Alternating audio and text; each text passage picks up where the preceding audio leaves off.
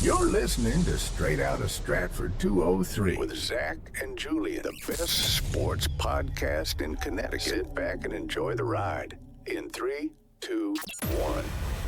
Straight out of Stratford, slinging texts like Stafford, talking all the big games, have a beer right after. When it comes to the facts and the stats we provide, better know that our names will be up in the rafters. What is going on, guys? Welcome back to the Straight Outta Stratford podcast, episode number 22. I'm your host, Zach, along with my co-host, Julian. I'm just going to say I am kind of losing my voice, so I may not be as loud today as I usually am. That's all right, obviously we got to battle through our own things as well, too, and obviously we're going to push on and do the show for you guys, and obviously because we love to do what we do. So we have a lot of stuff that had just passed over the past couple of days, especially when it comes to the MLB offseason, which has just started after the World Series finished. But we saw 4 players sign their qualifying offers with their respective teams. That included outfielder Trent Grisham, starting pitcher for the Chicago Cubs, Shota Imanaga, Detroit Tigers second baseman Gleyber Torres, as well as the starting pitcher for the Milwaukee Brewers, Brandon Woodruff. All 4 of those players officially signed their contracts on their qualifying offers, which will give them a starting salary in 2026 of $22.025 million. Now, I'm wondering how you feel about especially the Grisham move, but I'm curious to see how you feel about all the other moves as well, too. I'm not going to lie. The one move aside from Grisham, which I'm going to speak upon here, is the Gleyber Torres. Now, I knew it was a long shot for this to happen in the beginning, but part of me wanted him to decline the offer, and I wanted the Yankees to go back and get him again. See, now, I don't know if that would have been the best move, but I don't know if it would have been. I don't know if it would have been the best move. Number one, I'm not disagreeing, but it would have made sense if you think about it. Yeah, it could have made sense to see a reunion there between the two, for sure. Especially if it wasn't some big old contract. Well, like I said, with the money, it was pretty fair. So with the money aspect of it, it was fair. Now, here's the thing. You have Bellinger who opted out of his contract. So you offer Grisham the qualifying offer. Maybe as the Yankees, they were offering it to him because they didn't expect him to stay. That's a good point. And they were like, well, we'll just get a compensatory draft pick for him leaving or something. Like, you could always find a diamond in the rough in the late rounds of the draft. I know that there were a lot of fans that weren't too happy about it. Now, here's the thing with me. This could either go one of two ways. It could either ruin the offseason or it could make the offseason a lot better. Yeah. They're paying a lot of money. I don't know the exact amount, but I think it's like $72 million. They're paying $72 million in the next year to Stanton, LeMahieu, Grisham, and there's like 2 other people. I saw the post this morning on Instagram. I don't know the other 2 players. Jazz might be in there, and I don't know if Ryan McMahon. Okay. Well, I know Ryan McMahon's contract wasn't that big when they got him last year. Yeah, it was $16 million. Yeah. Yeah, it's still pretty big. That's big, but not like superstar money. So, but they're paying $72 million for a group of people that, one, McMahon is great defensively, but offensively he cannot hit for anything. That's not true. He hits much better in certain scenarios. Well, that's what I mean, others. but yes, he's not consistent. He's splotchy. Yeah. Now, when you look at Trent Grisham, right? You look at his numbers from last year, which I'm gonna pull them up just so I can't be like. So you're not wrong. So I'm not wrong. Yeah. Yeah. I know he had 30. He was either 33 or 34 home runs.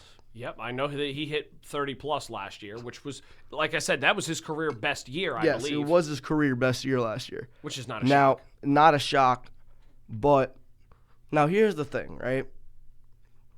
Last year he had about 500 at-bats, had 116 hits, 34 home runs with 74 RBIs. It's not a bad year. He batted .235. Oh, that's not that great either. But it's not that great. No, it's better than other players that I've seen before too. Now, Cashman came out and said that this is not going to prevent them from going after Bellinger as he is still a top free agent. Of course. target for them. But what this does right now, right, is, which it either makes me think that they're going to pull off a big trade this offseason, or at least attempt to. Okay. Right? Because you have all this mumbled, because let's say they do go out and they do re-sign Bellinger. You're going to be stuck with the same outfield situation you had last year. That is true. With a lot of prospects waiting in the wings as well. Exactly. You're not going to have room for Spencer Jones, which he's getting up there in age, where if they don't bring him up next season, they got to get rid of him. I'm sorry. He's a lefty, Aaron Judge. I don't care. I mean, a lot of Yankee fans probably would care, but I get you're going to get another year to Grisham. But think about, I've already been seeing, trade, the Yankees have already been linked to Skubal and the Tigers. The Tigers don't have the money to pay him. No, they do not. I don't know who Skubal's agent is, but if I'm going to go out on a limb, I would hope not. Please, dear God, I would hope not. But yeah, I saw that the Mets were linked to him as well too. To be honest with you, at least for me, touching on the Grisham thing, it was kind of trending the way that what you were saying before is. I feel like it's a good move for the Yankees to at least be safe. I was kind of surprised that he took the qualifying offer, but at the same time, you're going to use him more as a depth guy. He's going to be one of more of your depth outfielders. He shouldn't be an everyday player. I know. If they're going to get him, and you're going to re-sign Grisham, I would hope that means that you're not going to avoid going after Bellinger. If you do, that would be a mistake. That's what I'm saying. If they push for him, then it would make sense. If they push for Bellinger and they don't get him, you have a guy in Grisham who has shown that he can hit the ball. He has. I'm not going to lie. Whenever the Yankees needed somebody to do something off of the bench, or needed I'm thinking of the game in Atlanta, the second game when they was it when they were down by a lot and Grisham hit a grand slam in the bottom of the eighth? Oh, yeah, to kind of bring it back a little bit. I think I remember that as well, too. But when the Yankees needed Grisham to come through, he did, aside from the playoffs. I was just about to say, except for the playoffs. Aside from the playoffs. But when they needed him to come through, he was there. Now, you can't have another season risking on a ride-or-die player. No. Now, you have a guy in. I've also seen names like Pete Alonso be linked to the Yankees. I don't know what they're thinking about doing. Because if you get Alonso, right, you're going to rotate him and Rice in at first base. Yeah. Now, you have guys like Spencer Jones waiting to get called up. You have George Lombard, who I don't think should get moved. They should hold on to him. They have Carlos LaGrange. They have a bunch of pitching prospects. Elmer, I think it's Elmer Rodriguez Cruz. I don't know if it's Elmer, but the first name does start with an E. It might be Eduardo. You have all these prospects that are waiting to come up, and you look at the Yankees' rotation and their lineup and their situations, right? It's not going to get any better. No, I the best outcome for the Yankees this offseason was going out there and getting Kyle Tucker, and I think that is off the table. Yeah, it's probably not going to happen. To be honest, I just hope that he doesn't go to the Dodgers because I've seen his name floated around with them a lot, and it's just I feel like every big free agent now is just Dodgers. I've seen his name linked with the Blue Jays, and I've seen Bellinger's name linked with the Dodgers. And I don't want that to happen. To be honest, I don't know if he'd go back, though, because they kind of did him a little bit dirty when he was earlier in his career. Because when he had that one struggle year, they kicked him right to the curb. And I don't know if he's going to want to have a real... Yeah, no, but, he could. I don't know. Yeah, but it doesn't really matter on what Bellinger wants. If Bellinger's agent is Scott Boras, so Boras is all about the money. I know Boras is all about the money, but... And Boras is also the agent of Skubal. So that's another... Oh, freaking course he is. That's another thing, right? Yeah, what a surprise. Scott Boras, agent of all the top players in the league. Yep, not a shocker. I'm pretty sure. I don't know if he's still Alonso's agent. I know that they said that they're having some issues. I don't know. I would hope not either. Otherwise the Mets ain't going to be because when you think of, speaking of the Alonso thing, right? If he does go to the Yankees, because I know he did say he wants to stay in New York. He said it doesn't matter with what team, and some players are like that, right?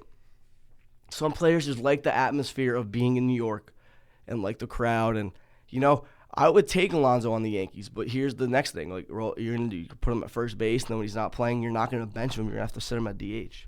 Yeah, and then that means that what are you going to do with Giancarlo Stanton, and what are you going to do with some other guys that are primarily DH rotating guys? in at DH? Yeah, that's going to be a tough fit. That's a tough, and it's not like you can even go trade Stan because no one's going to want that contract. No one's going to want the contract, and especially him at his age either. So I don't know, but at least what with a lot of those. What I don't understand is that you have Cashman here, right? Now, apparently, Hal wants to bring the payroll to under $300 million, which I don't know if that's believable or not. Doubt it. But I've had some family issues happen within the last 2 weeks, and I said something. I said my soon-to-be grandfather passed away, right? I'm sharing this only because this has to deal with what we're talking about. And when I said my last goodbye to him, right, I said, do me a favor. Can you go up there and tell George Steinbrenner to tell his son to wake up and do something? Like, I'm not trying to sound morbid here, but I said it in kind of like a joking manner because I would like go to my grandma's house and watch baseball games with him, and we would just talk for hours, kind of like me and you. Mm-hmm. And he was a big Yankee fan. He didn't really like Boone. He didn't really like what they were doing. But so I told him as a joke, I said, do me a favor and tell George to go kick his son in the ass and tell him to wake up. Yeah, because he needs to. I mean, we've talked about it multiple times on this show. You have. I saw a great reel the other day saying that when you think of all-time Yankee greats, right? Steinbrenner's up there. Steinbrenner's up there. No, but just players in general. Oh, okay. Well, you associate the players with championships, right? Mm-hmm. You have Berra, you have Ruth, you have DiMaggio, you have Jeter, you have Mantle, Torre, right? They all have rings. They're all-time Yankee greats, right? You have people saying that you can't slot Judge on that list because he doesn't have a championship. Well, not yet. I would agree. Not yet, but you can also arguably say he is an all-time Yankee great because he does have 3 MVPs. He does have. No, that's accurate. He has made. I think if Judge retires within the next 2 or 3 years, he is a Hall of Famer. I doubt he would retire. I don't think he'll retire that. No, but I'm just saying if he does, I do think he is a guaranteed Hall of Famer. Oh yeah, no question. But he will never be slotted with those other guys if he doesn't win a championship. Exactly. He never will. No. Because he could win 3 more MVPs and they still won't slot him with because the Yankees organization, obviously it's great to have individual success, but you also want team success as well too. And a lot of those guys not only had the individual success, but they had team success. So up until Judge wins a ring, he'll never be put amongst the likes of Jeter or Berra or Mantle or Ruth, or the list goes on and on and on. So obviously, this whole thing about the Yankees, I thought it was a decent move. Obviously, it was not as crazy amount of money as possible, but the big thing is, like I said, it really depends on how much they plan on spending. If they plan on making this being one of their safe moves and they're just trying to cut back, I think that it's a bad move. If this is just a safe move and you're keeping him as a depth piece and they're planning on spending some good money and going after the big free agents, then I think it's a good move. Here's where I'm going to agree with you on that, right? Say they gave him the qualifying offer as a safety blanket. It goes to show you that they don't want to bring up Jones or they're going to trade him. Or they have somebody else in mind that they're planning on trading as well, too. Maybe Dominguez. Because you can probably get some value out of Dominguez. Dominguez is younger than Spencer Jones. But I don't know if he's as talented as Spencer Jones could be. That's why. I know. It's the upside. I know. And that's why I lean toward getting rid of Jones than Dominguez, because Dominguez could come in off the bench and get you a double when you need to. That is very true. You're not wrong. Here's what I'm going to say, right? If reports come out saying that the Yankees don't get Tucker, don't get Bellinger, don't get this and that, and they're saying they were up, kind of like with the Soto situation, they were up there, but they just got outbid, And I'm like, all right, we got Grisham. It's whatever. Like, okay. But if reports come out saying they didn't even offer them a contract, then that's when I would get. That's when not just me, just fans in general would start to get mad. Yeah, I saw one fan call in the other day and complain about another guy, right? Another thing about him is that he's very streaky, and you can't rely on a guy that is streaky. No. Last year's season could also be a fluke. He could come out next year and do nothing similar to what he did this year. That's true. And then you'd be like, oh, they just gave him $20 million for nothing. That's the thing. It'll be more proven to see how the contract is when the season actually starts. But then again, part of me is like, I get another season with Trent Bonds. Yeah, you get another season of Trent Bonds. That's right. I may have to get a jersey from DH Gate. I think he'll do okay. Obviously, I don't know if he'll break some of the records that he had with his personal best year this year, but I think it could end up being a pretty safe move for the Yankees. It just really depends on what he performs like. But I may have to get a jersey for Christmas. DH go Gate. for it. Go for it. You can probably get it fairly cheap on DH Gate, so why not? $20. Now we'll kind of go into the NBA talk a little bit. Obviously, we just have a couple questions. Like I said, it's going to be more question-based that we're going to go over for the NBA season so far. So we got about 4 different questions that I'm going to kind of run through a little bit. So first off, we saw the Oklahoma City Thunder, the defending NBA champions, have started out 15-1 on the season so far. Obviously, they have their eyes set on repeating and going back-to-back and claiming their second NBA championship. Is it 15-1 or 14-1? 15-1. They just won last night. Now, not only are they looking to repeat, but they also have a chance to break a record. To break the record of 73-9. 73-9 by the 2015-16 Golden State Warriors. Obviously, the Warriors did not win the championship that year. They ended up losing. And then you have the 1996 Chicago Bulls 72 that went 72-10, but they also won the championship. So, do the Thunder potentially break that? Personally, I think that they could. I think that this team is deep enough. I think the team is deep enough, number one, number two, but it all depends on how healthy their players are to begin with, right? And it all depends. I get you have Shea, you have Chet, you have Jalen Williams, right?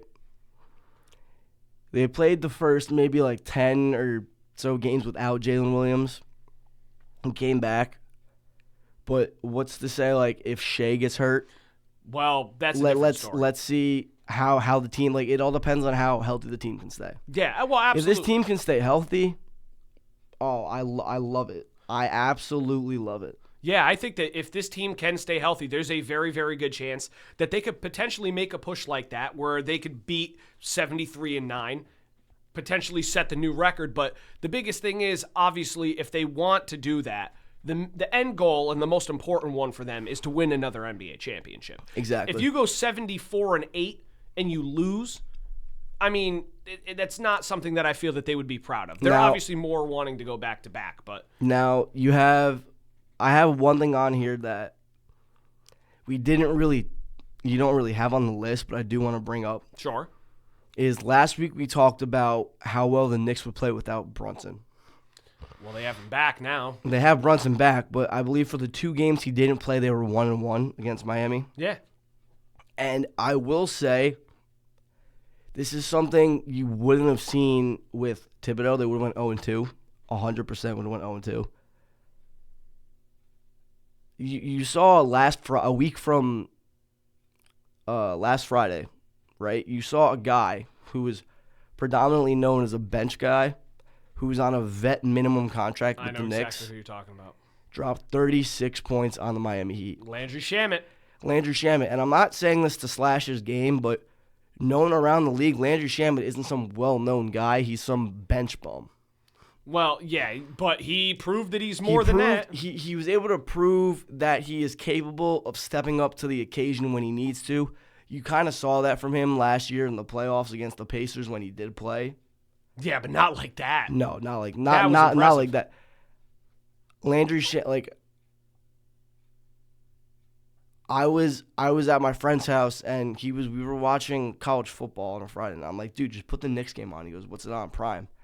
And I saw they were up, and I saw Landry Shamet hit a 3. And I'm like, damn. And then he hit 2 more. And I'm like, damn, how many points does he have? And off the top of my friend's head, he goes 34. I'm like, that might be a little bit much. I'm thinking more about like 20, 24. But when I said 36, he was like, damn, I was close. Yeah, no, Shamit played extremely well in that game, and that was a big surprise for me. Because the thing that I even said on the show last week was, in the absence of Brunson, they're going to need people on their bench to step up. I thought primarily it was going to be Deuce McBride, but McBride didn't play bad in that game either. But no, neither did Jordan Shamit Clarkson. do that. Well, Jordan Clarkson's been great for them this year. He's also on a vet minimum contract. He is, and the big thing is, like you kind of brought up with the whole Thibodeau thing, you would have never seen this under Thibodeau. No. The fact that Mike Brown now has a team that legitimately has bench players that can step up. They have a 10-man rotation. That's exactly what killed them last year. If this was the way that last year was, they probably could have made an NBA championship and probably could have beaten the Pacers in that series. Oh, I 100% agree. Because what Thibodeau does is he runs through the 5 starters that they have till they're in trouble, and then he starts bringing in the bench. And then by that point, it's too late. By that point, it was way too late. So as to where if instead of like at the start of the playoffs, if he said, look, we're going to switch it up, we're going to run a 10-man rotation, that would have worked very, very well, especially in that Indiana series last year. But the fact that they're able to do that now is something that I like to see. And obviously, they didn't even have OG Anunoby at points. I'm pretty sure he got hurt during the first Miami Heat game and didn't play the last one.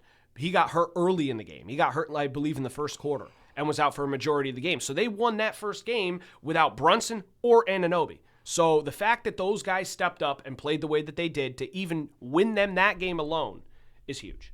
So I hope to see that bench continue to put in the work that they've Tyler showed Kolek, so far. Deuce McBride. Well, Kolek, I don't even think has really played that much either. They've kind of had him as a coach's decision scratch, so he didn't even play. But they have guys that are coming off the bench like Clarkson and Shamit and McBride Yabusele. Gershon Yabusele. Yeah. They have a bunch of guys that have been coming off the bench and playing the roles that they need to play. And that's something, like I said, that I wish they would have had last year. And they're bringing Mitchell Robinson off the bench, which I love that. And he's been good when he's come into play as well, too. He's a rebound machine. I love that they're bringing Mitch off the bench and they're not putting him at the 4 or they're not making Cat run the 4. Last year, I think Thibodeau had his mindset on Brunson 1, Hart at 2. No, not Hart at 2. Bridges at 2. Brunson 1, Bridges at 2, Anunoby at the 3, Cat at the 4, and Robinson at the 5. Yep. That was primarily, and then they had Hart coming off the bench, McBride coming off the bench, but that was it. basically They had a 7-man rotation, and you can't do that. No. Not many good teams really get away with running a 7-man rotation unless their top 5 is that good. Exactly. And I'm not trying to bash McBride or Josh Hart. Or Josh Hart. But and I'm not even trying to bash Bridges, Brunson, Anunoby, Cat, and Mitchell Robinson. Yeah. That's not sustainable in today's league. No.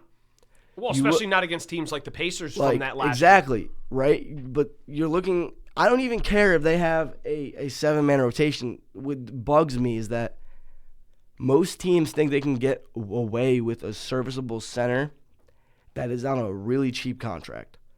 Like, I'm not trying to bash Precious Achiuwa because when Precious Achiuwa did for the Knicks, you didn't expect them to do that. But you need somebody better than Precious Achiuwa waiting on the bench. Yeah, no, that's true. Let's say if I'm not knock on wood, let's say Cat goes down, your season doesn't ride or die on Precious Achiuwa. It's a ride or die on Mitchell Robinson, which I am way more comfortable having that be the situation. Same with me. Than having Precious there. And not even Precious, right? You wouldn't have to tell Cat, hey, we're moving you from the 4 to the 5 until Robinson gets back. Then the entire starting lineup is out of yeah. No, it is. It is. I could see that for sure. Is in a funk. So then you'd have OG having to move from the 3 to the 4. Yeah, and Bridges it'll from the mess up 2 to the 3, and then you're gonna have Hart slotted in there. Like, you can't just do that and think you're gonna get away with it. No, and that's the reason why they got exposed last year for it. But we'll kind of move off them. The second question I kind of had is, obviously we did see LeBron James make his season debut, officially kicking off his 23rd season in the NBA. Wow. Now, the question I have is, and this is a very tough one. I mean, somewhat tough. Is LeBron James, or should LeBron James be considered a top 10 player in the NBA still? Not of all time, of right now. Is he a top 10 player in his 23rd year? Well, how do you play the other night? I believe he started out with 11 points. I think he had 13 rebounds or something like that. I don't know if he had a triple-double. It was up there, though. I know he had 11 points, though. It was nowhere near what we'd seen from him, obviously, in the earlier years of his career. But he played fairly well. It's not like he played bad. He just didn't go off like he would have if this was the younger LeBron. Let's see. His final stat line. I think I have it right here. Yeah. It was 11 points, 3 rebounds, 12 assists. 12 assists. That's what it was. I know that he had a double-double. So, yeah. So, he finished with a double-double, 11 points, 12 assists, 3 rebounds. It's not terrible. Here's the thing with LeBron, right? I saw this. It's always, who's the GOAT, LeBron or MJ? Which I'm going to branch off into that in a few minutes. Oh, boy.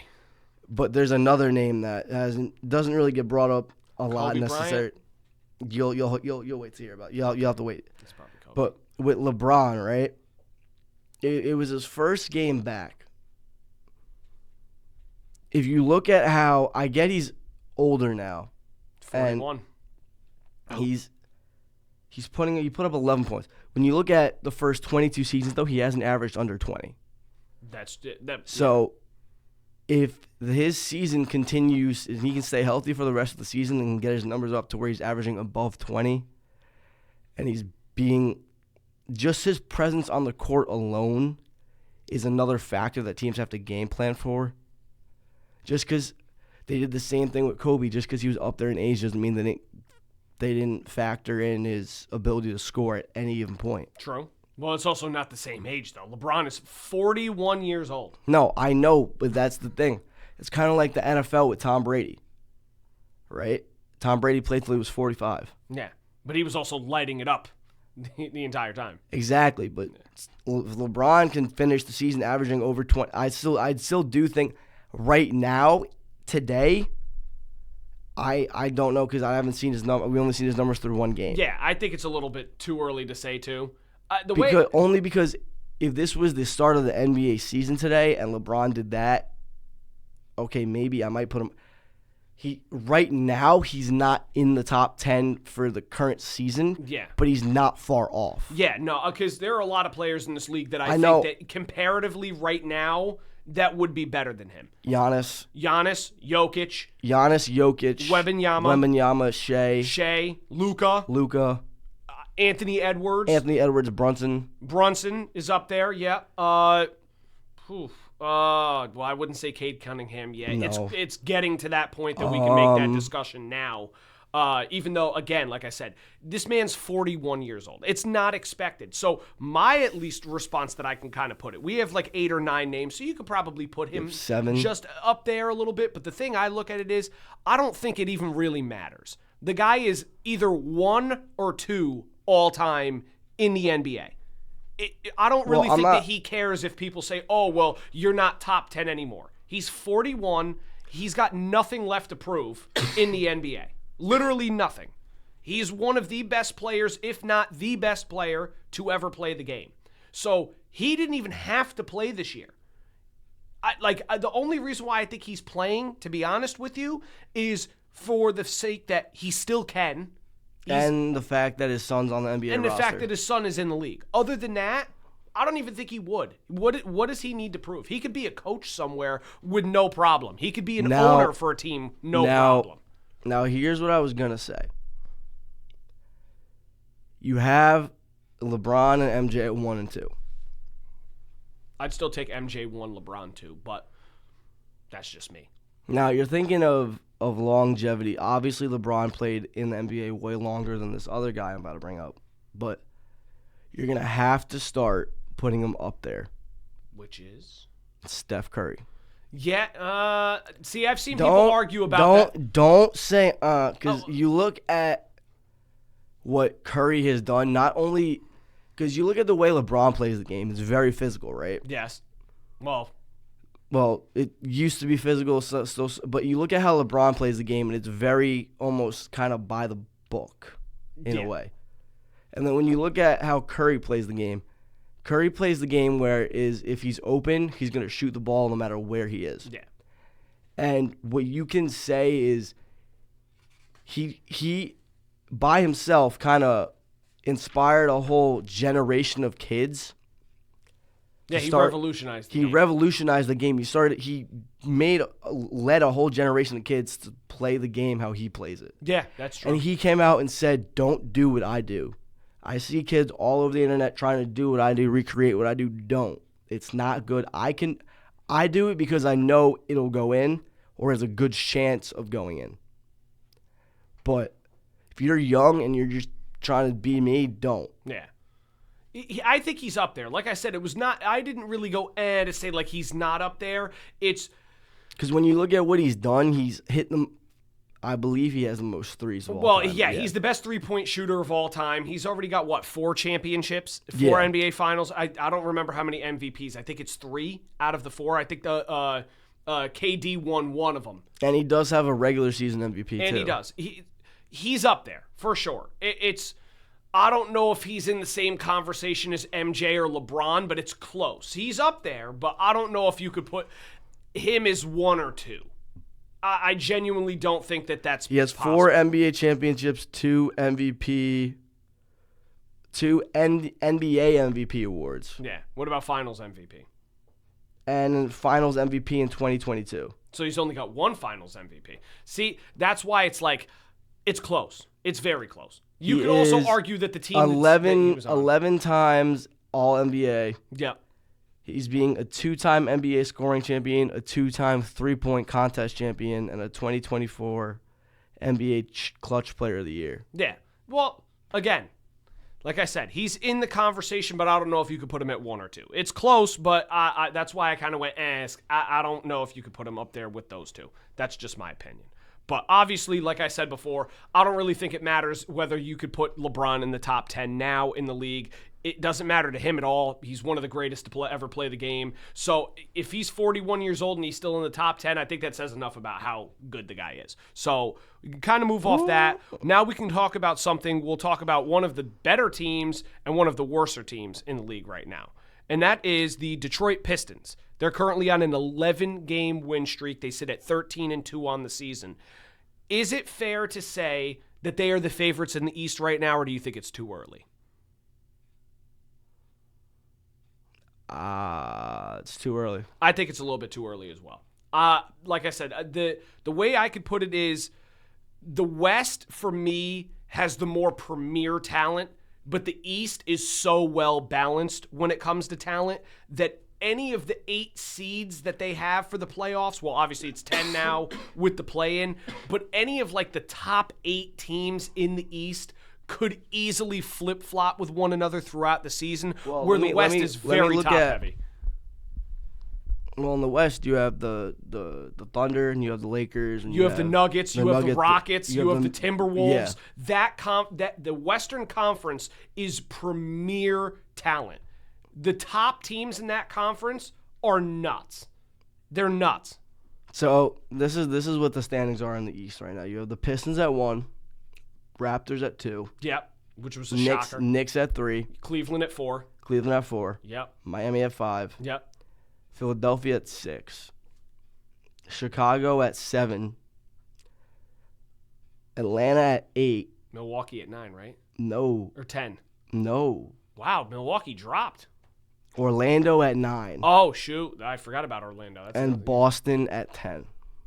Boston made their way back up, too. That's a little bit of a surprise. But like I said, see how well balanced that is, though? Is all those teams are fairly good. But if you look at the West, the top 6 teams are crazy good, and then the bottom half is Thunder, Nuggets, Rockets, Lakers, Spurs. I forgot about the Spurs, too. Timberwolves. And then who's after all those? The Suns. That's what I'm saying. The The fall Warriors. off after that. Well, the Warriors will get back into it at some point, too. They have Steph and Jimmy Butler and Draymond. They'll find their way. Well, it's really a drop-off after the top eight teams. That's what I meant. Because then the Trailblazers have 6 wins. Utah has 5. Yeah, and I know the rest of that conference is. But that's my point is if you Pelicans have 2. If you look at all of the top 8 teams in the West, it's pretty much solidified who's making the playoffs. The East could easily bounce around really quick. Yeah, you could have the Knicks jump up to 1. You could have the Bulls could jump up to 1. They were at 1 at one point. Yeah, and then they fell. The Sixers were up there at one point. They were undefeated, and now they're starting to fall off a little bit. But like I said, I think that it's still way too early. I saw people saying, "Oh, the Pistons may be favorites already." It's like no. That East is very competitive. So I don't know. Now the other team that I wanted to talk about, which is the bad team, which again crazy to me, is the Indiana Pacers, starting out 2-13 on the year. Now, this team obviously is a little bit different than what it was last year, but they were in the NBA Finals last year. What is the big reason for their fall off? I think it's fairly obvious to say. No Tyrese Halliburton. No Tyrese Halliburton is a big part of the issue. Obviously, he's the run-and-gun style player that basically dictates their offense. He's the engine for that offense. So not having him in the lineup definitely hurts. The other big thing for me, there's 2 things. Is number 1, the inconsistency of the center position for them. They lost Miles Turner during the offseason. He signed with Milwaukee for, I believe, $40 million a year. You lose him, and it creates this big fluctuation of who is going to be your 5. Who's going to be the big right man now, to play? It's either Isaiah Jackson or Jay Huff. Woof. Who is Jay Huff? Woof. That's all I'm going to say is it's just a very, very tough position, and that's a guy that was really beneficial to that team. Not only did they lose Miles Turner, they also lost Thomas Bryant. Yeah. So they lose both of those guys, and on top of the fact that they've mixed in and out of injury, they currently have Obi Toppin, who's hurt. Benedict Mathurin was hurt as well. Andrew Nembhard had shoulder problems. He was out for a little bit. So I think the big thing is a mixture of all 3 of those. Tony, your bench is Ray J. Dennis. Yeah, is completely different from Cameron last year. Jones, Ben Shepherd. Yeah, well, Ben Shepherd's not bad. He had some moments last year during the playoffs as well for them. Talon Peter. Yeah. But my point being, you lose Tony Bradley. You lose multiple guys. Halliburton for the season.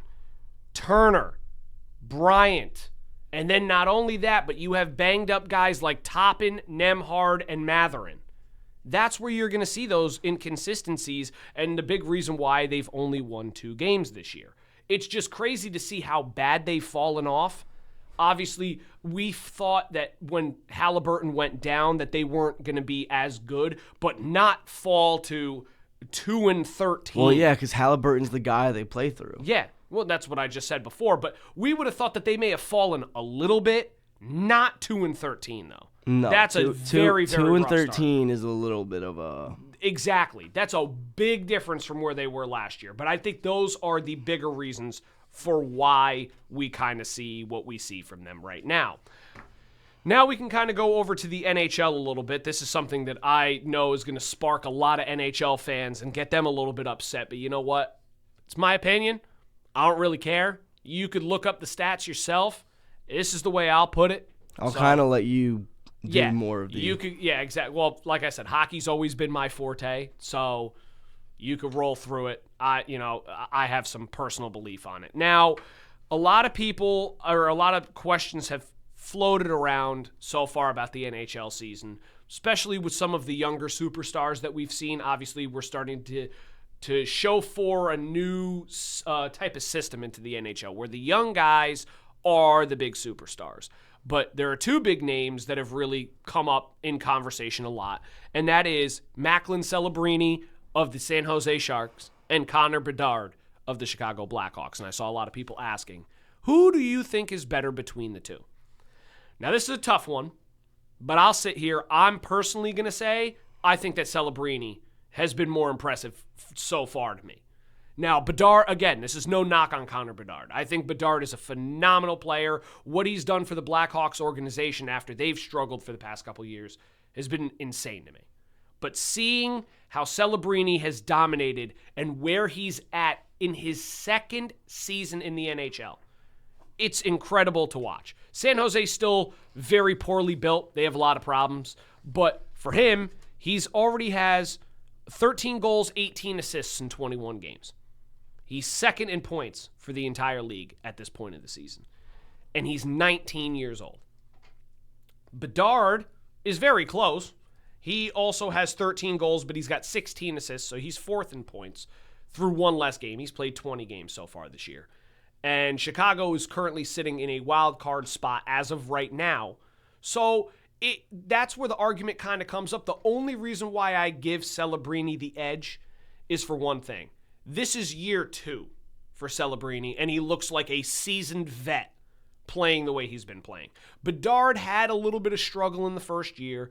Wasn't, obviously I'm not saying that he stunk, but wasn't where they expected him to be to come in and dominate right away. Second year, you saw a big step up. This third season for him, he's been incredible to start. So in lesser time, Celebrini has made more of his opportunity. That's why I will give Celebrini a little bit of an edge. But again, seeing what both of these guys have done throughout this season has been impressive to say the least. We are seeing a young generation takeover of the NHL for sure. That's the big one.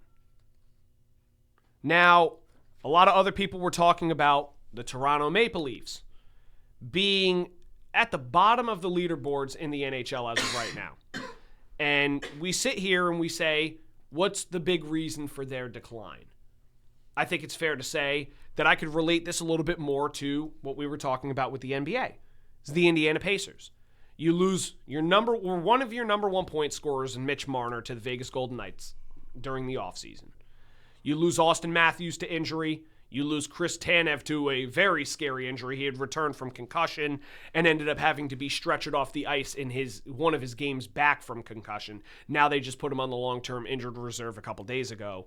But you lose a couple guys like that, as well as Anthony Stolarz, who's been out for them. So they've been battling a lot of injuries, especially when you're down, your top guy, and then you lose Mitch Marner in the offseason, who, he eclipsed 100 points last year. He had 102 points.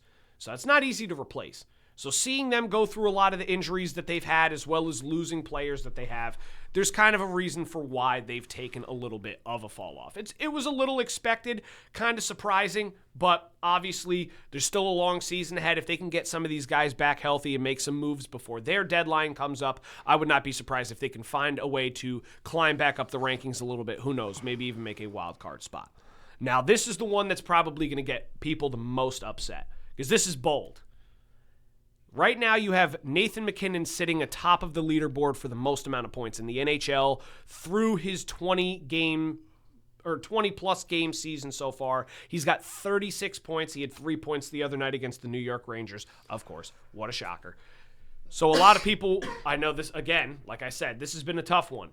But a lot of people have argued and said, who's the better player? Is it fair to say that MacKinnon is better than Connor McDavid right now? And I'm going to sit here and I'm going to say to you, I think Nathan MacKinnon's the better overall player than Connor McDavid is. McDavid is more entertaining. He's a faster skater. What he does with his playmaking skills and puck handling and passing, the guy's an incredible, incredible player. One of the best in the league right now. But as a two-way player, this is kind of similar to the Bedard and Celebrini thing. Bedard is more like McDavid in the sense of Celebrini is more like MacKinnon. MacKinnon is more physical. He's dual-sided. He can play offense just as good as McDavid can, but he plays defense better than McDavid does. He is a better overall two-way player in the NHL. Now, McDavid may have him beat when it comes to speed and some of the moves that he makes with the puck, passing-wise, shooting-wise. It's close. McDavid's probably got the edge. But when it comes to overall hockey player, if I had to pick one of them right now to lead my team, I'm taking the one that's won the Stanley Cup. And that's Nathan MacKinnon. I think it's a big argument. There's probably a lot of people that are going to see this clip and they're going to go, dude, you're out of your mind.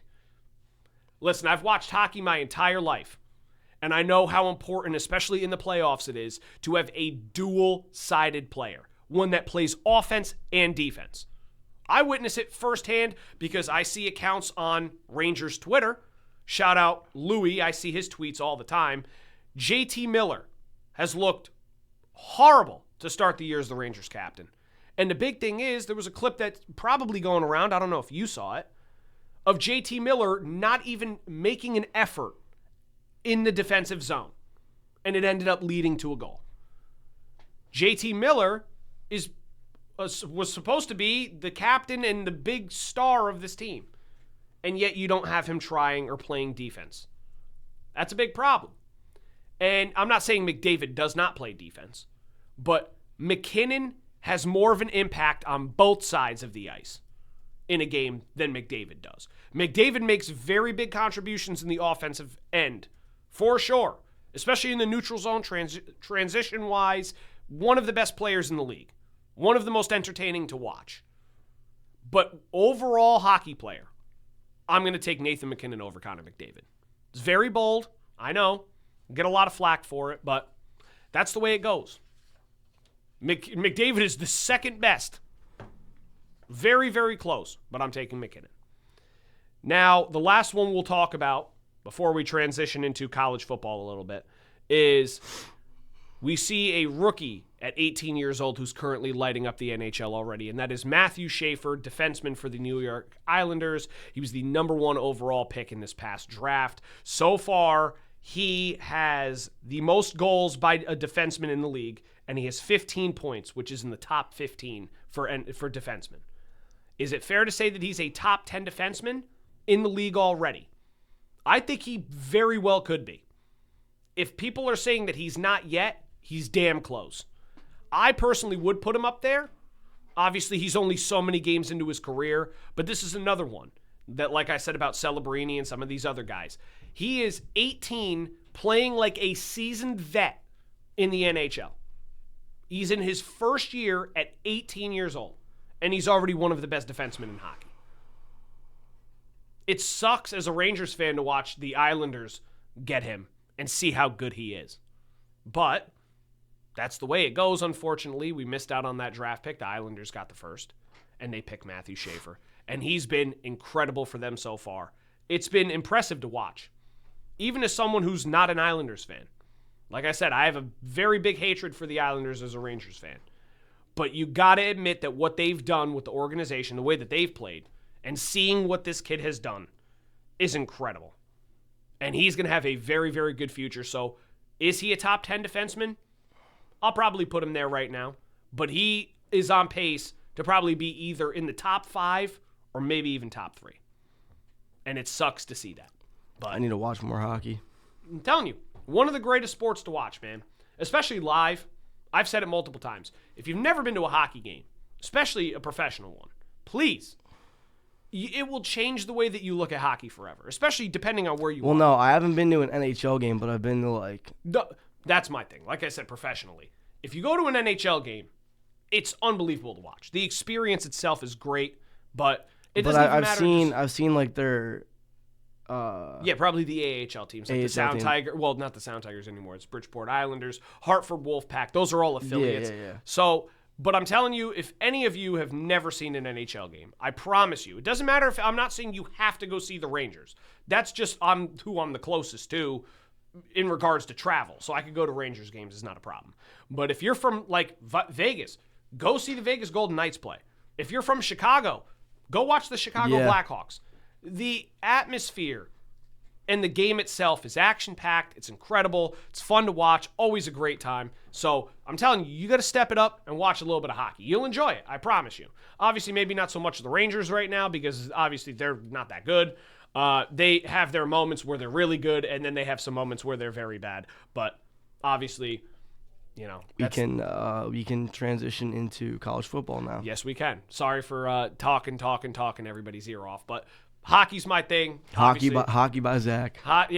Shout out to the last segment, which is hockey by Zach. Yeah. No, it's just my favorite sport, obviously, playing as long as I did throughout my whole life. Obviously, I have the knowledge for it. So that's why I got to include it. We're right in the heat of the moment of the hockey season right now. So Now, it needs to be talked about. We have Alabama being upset at home by Oklahoma. Yeah, that was a tough one. Now, do you think that ruins their chances of making the playoffs? I don't believe so. Obviously, right now, we did see the CFP rankings come out officially, and it has Alabama at the number 10 rank spot. If the playoffs actually started today, I saw them, they would be matched up against, I believe, Oregon in the first round. I personally don't believe that it's dead. They do play Eastern Illinois this weekend, which if they don't beat Eastern Illinois by 30-something points, I'd be very, very surprised. This is going to be a big bounce-back game for them. What I was going to say was, at the end of the day, the magic number for losses is 2. Yeah, and they have 2. No, they have 1. Bama? Yeah. They have 2. No. They lost to Florida State and they lost to Oklahoma. They lost week 1 of the season and they lost last week. Trust me, you're talking to an Alabama guy. They're 8-2. 8-2. They're 6-1 in the conference. Yes, and their one conference loss was to Oklahoma, who's now in the SEC this year. But All right, so that's where I was. yeah, but I don't think it's dead. They have to, obviously, the biggest thing for them now is winning out. They have to play Eastern Illinois. They have to beat Eastern Illinois, and they have to win against Auburn. That's going to be the big one. If they can win out, they'll at least find themselves in a playoff spot. And I have faith that if they can make the playoffs, they may get a matchup that they may like. So hopefully they can potentially move on and do something. So we'll see. But I don't think the playoff hopes are dead for them. No. Now, next, we're talking about the fact that Texas has 3 losses on the season. And were their expectations a little too high coming into the season for this 100%. year? You know how I feel about it. I know exactly how you feel about it. I This said- is when you look into the camera and you say, I told you that Texas was not going to be as good as everybody said they were going to be. Well, the thing is, anyone can do their research and say, oh, well, Zach's just saying it now. Look at our prior episodes. And you could find me talking about Texas in one of the episodes because there were a couple takes that I said that I was 100% wrong. 100% wrong. But the one take that I did say was I believed that Texas was not going to finish in the top 5 this year. I think I was a little bit too generous. Because I do think that not only does this ruin Texas's season's expectations, I do think that this also does lead Arch to going and staying at Texas another year. I could see it. I definitely see it. But that's, to be honest with you, That might be better for him. I think it would be better for him, but I think that's also where the expectations were way too high. You go into the season ranked as the number 1 school with a quarterback that's played 2 games against nobodies. You come out and you lose week 1 against Ohio State. Like I said that would be a very tough game for him. And it wasn't even a bad loss either. His performance was not good. But that's a Arch's tough game. performance wasn't good, but I'm Yeah. just saying as a score standpoint, Yeah. it wasn't really like a... That's a tough game, man. Going into an environment at Ohio State, especially when, they're celebrating. They're the reigning national championship. Yeah, I'm pretty sure they hung their banner up or put something up that day that said, we're the defending national champs. So I knew that was going to be a tough game. Then I also said that Florida would be tough for them because SEC always usually is very tough. That's basically their introduction to basically saying, hey, welcome to the SEC. We're going to show you what real SEC football is. And Florida surprisingly won. This was before Florida kind of took a nosedive. So I could see that potentially being one of those games. The one game I was wrong about was Oklahoma. I said I thought Oklahoma was going to beat them. But in this SEC, there's a pretty constant theme now. And it's Oklahoma can't beat Texas. Alabama can't beat Oklahoma. Georgia can't beat Alabama. And Texas can't beat Georgia. It never happens. It never happens. And that's one that, like I said, we'll transition right into that. And then you see Texas lose to Georgia this past week. And that was something that I said before the season started was I would not be surprised if that was a loss on their schedule. And sure enough, it ended up being one. Vanderbilt had them on the ropes. I didn't even see that coming. So obviously that was a little bit high. But the one that is going to be the even bigger nail in the coffin is they play Texas A&M later down the road. Undefeated, number 3 ranked school in the country. In a big rivalry, a battle between the Texas teams. I would not be surprised if Texas A&M wins that game. And that means 4 losses. 4. That would be fairly disappointing, being that you were the number 1 ranked school in the country going into the season. Well, I do think that Texas A&M is going to make a run in the playoffs this year. Would not be surprised, even though they were very close to getting upset by South Carolina. Now, this leads us to our next point. Does Indiana have a legit shot at winning the CFP playoffs this year? No. Listen, I don't want to be mean, man. I don't. What Indiana has done for their program, being led by Curt Cignetti and Fernando Mendoza, that team has been awesome to watch.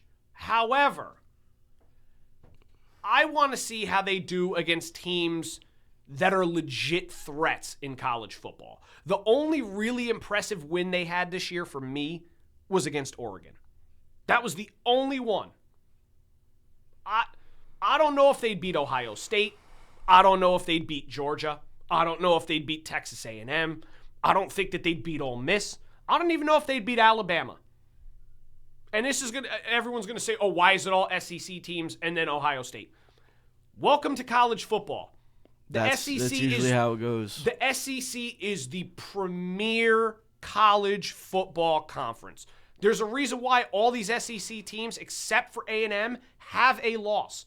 Because when you play in conference, that is the best conference in college football. Hands down. I don't want to hear, oh, well, what about the Big Ten? No. Listen, very good teams. Very good. Ain't the SEC. Same thing with the ACC. Good Lord. That conference is ass. Horrible. Which is going to transition us into our next thing. I already know. And that is, what's the biggest disappointment so far this year in college football? Personally, I would say it's between 2 teams, but there's one that... Penn State. That's one, and Clemson. Now, the reason why I don't have Penn State is very simple. Because they lost a quarterback. They have no starting quarterback after Drew Aller got hurt. So after that, I could kind of see why they would fall off. Now, granted, they weren't good before he got hurt. And they did fire James Franklin. Yeah. So it was definitely a disappointment. That's up there. But the reason why I say Clemson is they're 5-5. They were supposed to be, and not just from what I've said, because that was a take, like I said before, that was completely wrong of mine. I said there's a good chance that this could be the year that Clemson wins the national championship. Cade Klubnik's been very underwhelming. Looks like he took a step back in his progress that he was making throughout his college football career. Led by a coach of Dabo Swinney, who's a very, very good head coach. He's a national champ. Now, bringing up the fact that Cade Klubnik is having an underwhelming season, I'm just going to put it out there. I don't think it's just him. No, I agree with you. I think that this year, if you are an NFL team looking for a quarterback, I would wait another year. That is what we said on the show, I believe, a couple weeks ago. Is I said that same thing. Is whoever's drafting in the top I wouldn't 10, take a quarterback. Good God. Like, who the hell would you realistically want? The best quarterbacks in my eyes right now is Mendoza, Ty Simpson still. This is where I'm going to go back to Alabama a bit, very briefly. The people that were online blaming Ty Simpson for the loss against Oklahoma, they do not know football. Oklahoma is one of the best defensive lines in college football. You could blame that loss on the O-line. They don't block. Not Ty Simpson. Ty Simpson got hit twice on the blind side and ended up fumbling both times. How is that his fault? It's not. They don't block. He had no time to throw at all during that day and still threw for 320-something yards. That is not his fault. The pick six, a little bit his fault. I can understand that. But that loss is not all on him. It's similar to what we'll talk about later on in the show, because we're going to bring something up as well, too, that's fairly similar. But they did not block. So it's not Ty Simpson. But anyway, biggest disappointment still for me was Clemson. Have a great quarterback, good head coach. All of the analysts, this is not just the sole reason why I said Clemson was going to win the national championship. I did my own research as well, too. And obviously I was proven wrong. They had one of the best recruiting classes in the country. They had some of the top skill position players at every position, offensively and defensively. And they came out and look at who they lost to. I'm pretty sure I could pull up who they lost to. Who'd they lose to? Some of them were very sad. Who was it? Oh, here we go. They lost to LSU, SEC team. I'll give them a little credit. That's fine. Georgia Tech. That was a little bit of a shocker, but Georgia Tech's been fairly good this year. So, Syracuse, not good. SMU, and Duke. Dookie. They lost to Duke.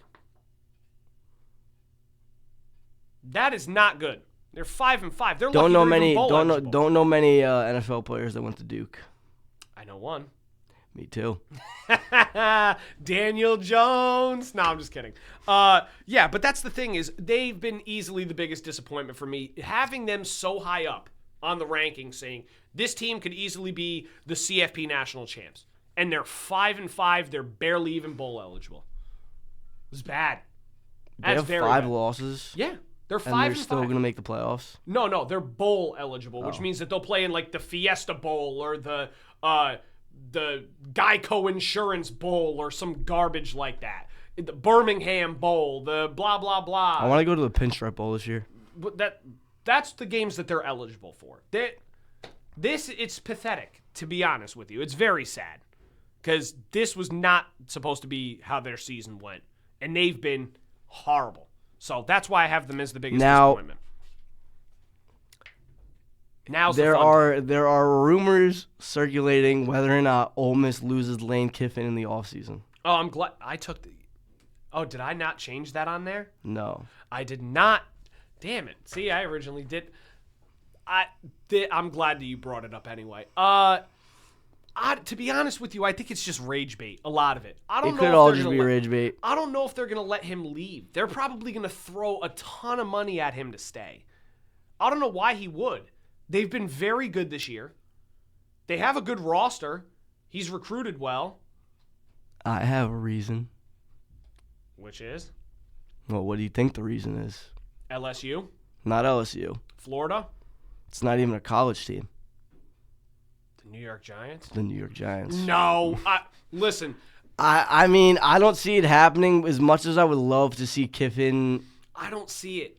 You know who reunite I did with see? Dart. You know who I see? Who?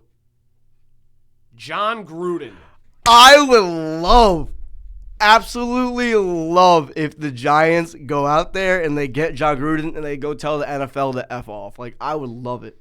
That's John Gruden, baby. Got me feeling nicey. I'd love it. I think that would be a good fit. That's just my opinion. Hey, John, what are you doing? I'm listening to the Migos. Migos. The Migos. You ever heard of them? You ever heard of them? Watching film, listening to Migos? Migos? Yeah. Yeah. Oh! Yeah, no, I'd love John Gruden would be. What I like, because when I told you last week, I watched the whole interview, right? He would make sure Dart plays at a playing style that would elongate his career. Well, yeah, he's more of an offensive-minded guy anyway. He was an offensive coach, so I think that would be great for the Giants. Very, very good for them. You get a really young, talented quarterback. And Jackson Dart. And Dart. You get a running back that just took the league by storm this year in Scatterbo.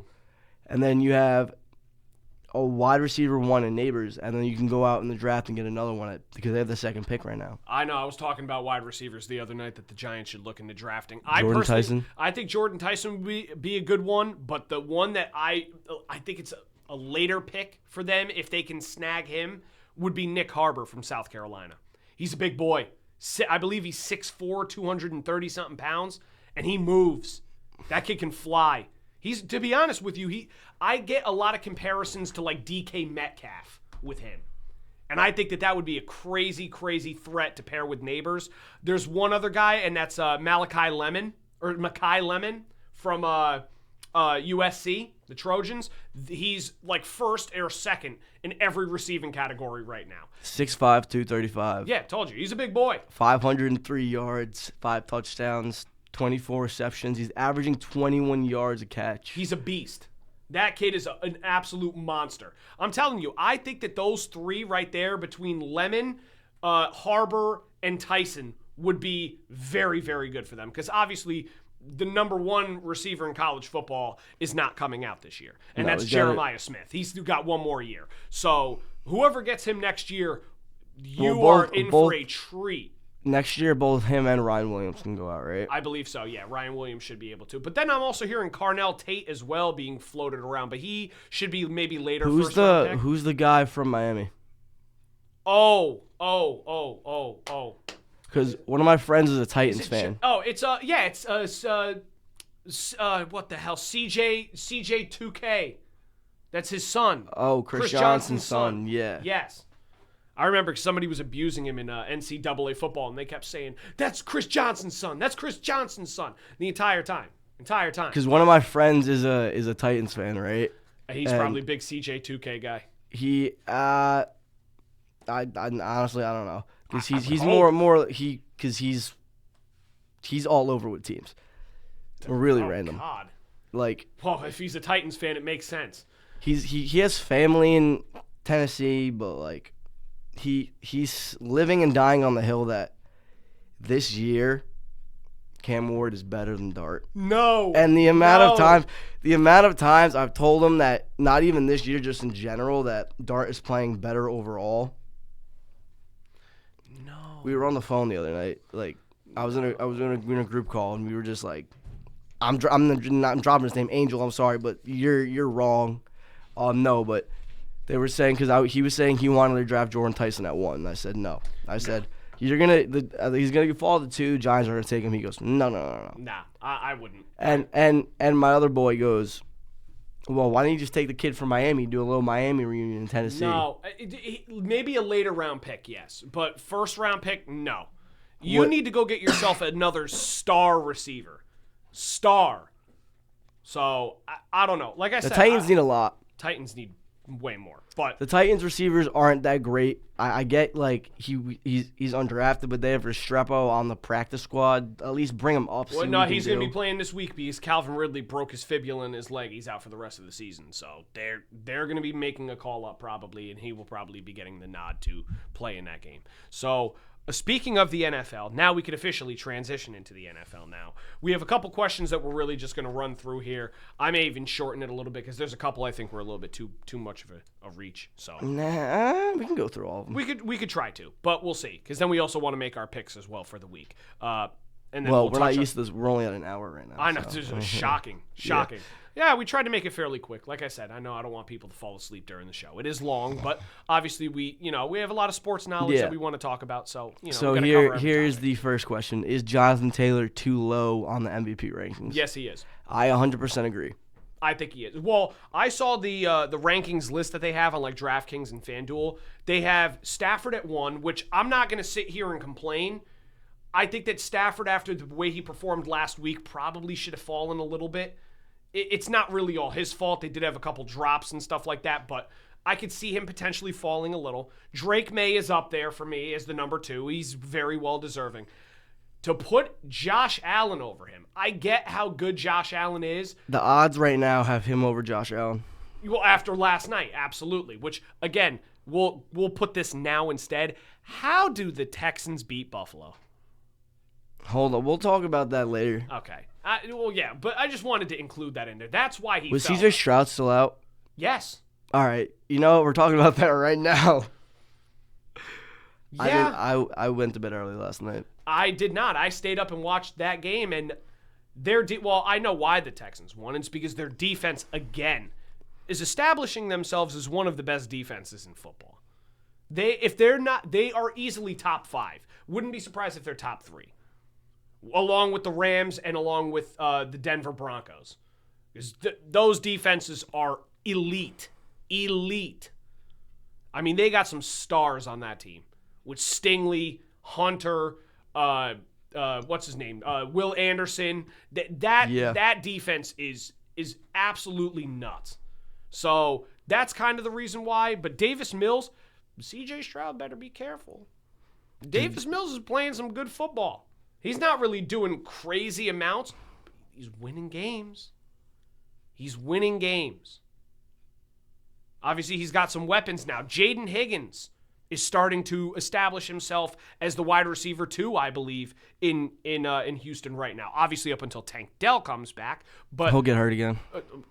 Listen. I hope not, because I like watching Tank Dell. No, I like watching Tank Dell too, but that receiver room would be Nico Collins, Tank Dell, and Jaden Higgins. That's an underrated room. That's a very underrated room. You would get overlooked, but it's. Well, the other thing is they also need Joe Mixon back, which I don't know if you saw those reports. They were saying that he's out for the rest of the year, and then he went on Twitter or X, whatever you want to call it. Twitter. We'll call it Twitter. He went out and called out Ian Rappaport and said, Who said that I was not coming back? How do you know me better than I know myself? Basically saying, I'm not done for the year. I'm coming back. Which either means that he is Ian Rappaport could know either reaching or he knows the truth, and Joe Mixon's going to try and push through something which could ultimately make his career shortened. Yeah, I hope not. Well, I have him in fantasy on my IR because I've been waiting. So, as of right now, the odds for MVP are Matt Stafford at 125. Yep, he's the favorite to win it. Drake May at plus 140. He's close. Yeah, close second. And then third place is Jonathan Taylor at plus 800. Well, see, now that he moved up, like I said, I think it's close. We know that the MVP is a very quarterback-centered award. So how is Sam Darnold at 7? After the way he played the last game? 4 interceptions? We'll get there. I don't want to blow that because I have a nice little thing to say. But yeah, so I think that he's a little low, but it's hard for him to. Originally, when I first was going through this question, Josh Allen was higher than he was. Now it's starting to make a little bit more sense. I still think that Jonathan Taylor should technically be the favorite because what he's done is. And then insane. you have all the people like last year. Oh, say he went at 2,000 yards. He only had 15 touchdowns. Jonathan Taylor had more touchdowns than him through 10 weeks of football. Yeah. So that's why I think Jonathan Taylor technically should still be the favorite. If he wasn't on the Colts right now, the Colts wouldn't even be in playoff discussion. They wouldn't be near where they're at. So Indiana Jones wouldn't even be a discussion right now. No. Well, speaking of the playoffs, we also see that the Chiefs are hanging on for dear life. Will they miss the playoffs this year? I do think that they can. I think that they can as well, too. I'm not saying it's going to happen, but there's a chance that they can miss the playoffs. Well, they're actually going to be in a tougher spot this week now, too, especially after the loss last night. The Texans improved to 6-5. Exactly. The Colts play the Chiefs this week. If the Colts win, the Chiefs drop to 5-6. Yeah, and they fall another spot. Let me look at the AFC standings real quick. I think the Chiefs were 9th in the AFC right now. They were 2 spots out of the wild card. Or 1 spot. 9th. So right now at the top of the I think the Chiefs are 9th. Division, we have the Colts, Patriots. Yep. No, we have the Broncos, Patriots, Colts. Yep. Steelers. Yep. Not for long. Ravens are catching up.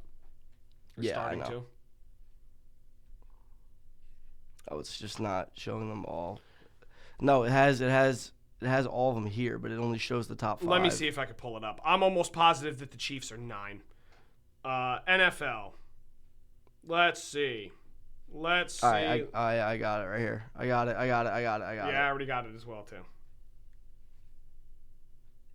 Yeah, the Chiefs are 9th. They're 5-5, sitting at 9th in the conference right now, in the AFC. And that's because they just got jumped by Houston. They were tied with Houston, but I think Houston actually had the tiebreaker. So, yeah, it kind of makes sense. But like I said, I think with the schedule that they have the Colts this week, then they play the Cowboys, then they play the Texans. That's going to be one of the biggest games of the year for them. And then they play the Chargers, the Titans, the Broncos, and the Raiders to close out their year. That's not an easy rest of the way out. And obviously, they don't even control their own destiny. Right now, the teams in front of them control theirs. Because if those other teams win out, the Chiefs are done. So the Chiefs are going to need a couple teams to lose. They're going to have to beat a couple teams, and they probably have to win out to get themselves to where they want to be. And I don't know if they will. But No, neither if do they I. do not make the playoffs, this will be the first time, and I don't even know how long. Mahomes' career. Well, for you, well, yeah. Well, I know that they've won the AFC West 9 consecutive years. That's This is going to the be Broncos the first year. this year. Yeah, this is going to be the first year that they don't win the AFC West in 9 years. And you did say that the Broncos were going to be a team to watch out for, but the reason you said it, I don't know if you emphasized the defense, I probably did. but I mean, Bo Nix really hasn't played well. No, but their defense is, again, one of the best defenses in the NFL, if not the best defense in the NFL. And that's the only reason why I say if not is because the Rams are very close too. Again, you're biased. No. Genuinely, you can look at the stats, but Denver is 1 or 2 right now. I'd still put them at 1, but it's very close. But yeah, there's a very high possibility the Chiefs do not make the playoffs Now, this year. That would be the a shock. third is Myles Garrett, the now runaway for Defensive Player of the Year. Absolutely. Absolutely. This man has 10 sacks in the last 3 games. He had 4 against the Ravens and 5 against the Patriots in a single game. He's up to 15 on the year. And I forget how many games in they are. They're going into, I believe, week 12 this week. I don't know if they've had their bye week yet. They have. They have. They have what? Another 6 games left? If he gets a sack per game, he's going to break the record for most sacks in a single season. He does that. If he does that, that is your Defensive Player of the Year. I think he already is Defensive Player of the Year. He's up there. I mean, he's definitely the favorite right now. Oh, he should be. Bettino's probably close. Hutchinson's probably close. And Micah's probably close. You're forgetting one person. Who? Brian Burns. Oh, yeah, Brian Burns is up there too. But in sacks, yes. But I'm telling you, Myles Garrett's going to win the Defensive Player of the Year. He should. But right now, Brian Burns might be the person that is the closest to Myles Garrett. Well, because he has 13 sacks opposed to 15. He's very close too. Yeah. But I think that he's starting to. If he gets another 2 sacks or something in one game in the next game or two, he's going to break the sack record. Yeah. He's going to end up breaking it. And if he breaks it, I don't care what the hell happens, he's winning Defensive Player of the Year. If you ever break that record, you got that award on lock. There's no doubt about it. He may be one of the best defensive players I've ever gotten to watch, other than Aaron Donald. I was about to say Aaron Donald. Because they play 2 completely different positions. J.J. Watt. Myles Garrett's an edge rusher, whereas Aaron Donald's literally defensive tackle. Well, what right about up in the J.J. middle of Watt? their face. J.J. Watt is also up there. But Myles Garrett is damn close. Myles Garrett is real damn close. Just don't let him near Steelers quarterback. Yeah, no, please. Especially not Mason Rudolph. They'll start ripping their helmets off and swinging it at people. Yeah, so I personally believe that he's right now on pace to be the runaway favorite. I would not be surprised Now, if he does.